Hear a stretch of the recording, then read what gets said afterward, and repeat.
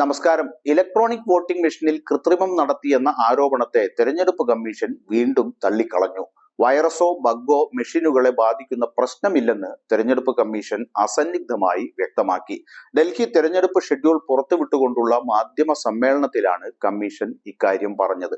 ഇവിഎമ്മിൽ വിശ്വാസ്യതയില്ലായ്മയോ പോരായ്മയോ ഇല്ലെന്നും ഇവിഎമ്മിൽ കൃത്രിമം കാണിക്കുന്നത് സാധ്യമല്ലെന്നും മുഖ്യ തെരഞ്ഞെടുപ്പ് കമ്മീഷണർ രാജീവ് കുമാറാണ് മാധ്യമങ്ങളോട് പറഞ്ഞത്.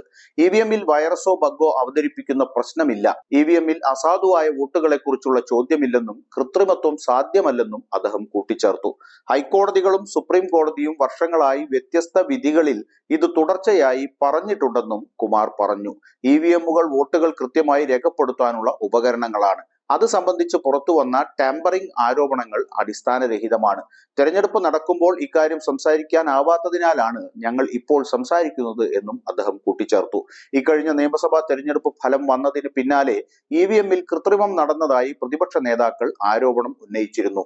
അടുത്തിടെ ശിവസേനയുടെ സഞ്ജയ് റാവത്ത് മഹാരാഷ്ട്ര, ഹരിയാന തെരഞ്ഞെടുപ്പ് ഫലങ്ങളെ ചോദ്യം ചെയ്ത് ഇവിഎം തട്ടിപ്പിനെ കുറിച്ച് സൂചന നൽകി. കോൺഗ്രസ് അധ്യക്ഷൻ മല്ലികാർജുൻ ഖാർഗെയും പ്രതിപക്ഷ നേതാവ് രാഹുൽ ഗാന്ധിയും ഇവിഎം വിഷയത്തിൽ സംശയം പ്രകടിപ്പിക്കുകയുണ്ടായി. പോൾ ചെയ്ത വോട്ടും എണ്ണിയ വോട്ടും തമ്മിലുള്ള പൊരുത്തക്കേടും ആകെ പോൾ ചെയ്ത വോട്ടുകളുടെ കാര്യത്തിൽ തെരഞ്ഞെടുപ്പ് കമ്മീഷന്റെ പ്രഖ്യാപനത്തിൽ വലിയ ശതമാനത്തിന്റെ വ്യതിയാനമുണ്ടാകുന്നതും എങ്ങനെയെന്ന ചോദ്യം കോൺഗ്രസ് ഉയർത്തിയിരുന്നു.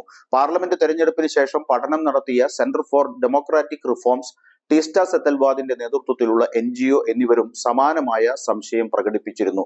79 മണ്ഡലങ്ങളിലെ വോട്ടെടുപ്പിനെ കുറിച്ച് അവർ ഉന്നയിച്ച സംശയത്തിന് ഉന്നയിച്ച് 5 മാസം കഴിഞ്ഞിട്ടും തെരഞ്ഞെടുപ്പ് കമ്മീഷൻ മറുപടി കൊടുത്തിട്ടില്ല. ഈ മണ്ഡലങ്ങളിൽ കേരളത്തിലെ തൃശൂർ ഉൾപ്പെടെ ഏതാണ്ട് എല്ലാ മണ്ഡലങ്ങളിലും BJP-യാണ് ജയിച്ചത് എന്നും അവർ ചൂണ്ടിക്കാട്ടിയിരുന്നു. തെരഞ്ഞെടുപ്പ് കമ്മീഷൻ ഇവിഎം പരിശുദ്ധമാണ് എന്ന് ആണയിടുമ്പോഴും ഒരു ചോദ്യം പ്രസക്തമാണ്. അത്ര വിശ്വാസ്യത ഇവിഎമ്മിനുണ്ടെങ്കിൽ പിന്നെ എന്തിനാണ് VVPAT സ്ഥാപിച്ചത്? അവർ ചെയ്യുന്ന വോട്ടിൽ ജനങ്ങൾക്ക് വിശ്വാസം ജനിപ്പിക്കാനാണ് VVPAT സ്ഥാപിച്ചതെങ്കിൽ ജനങ്ങൾ വിശ്വസിക്കുന്ന VVPAT സ്ലിപ്പുകളല്ലേ എണ്ണേണ്ടത്? എന്തുകൊണ്ട് അത് പൂർണ്ണമായും എണ്ണുന്നില്ല എന്നത് വലിയ ഒരു ചോദ്യമാണ്.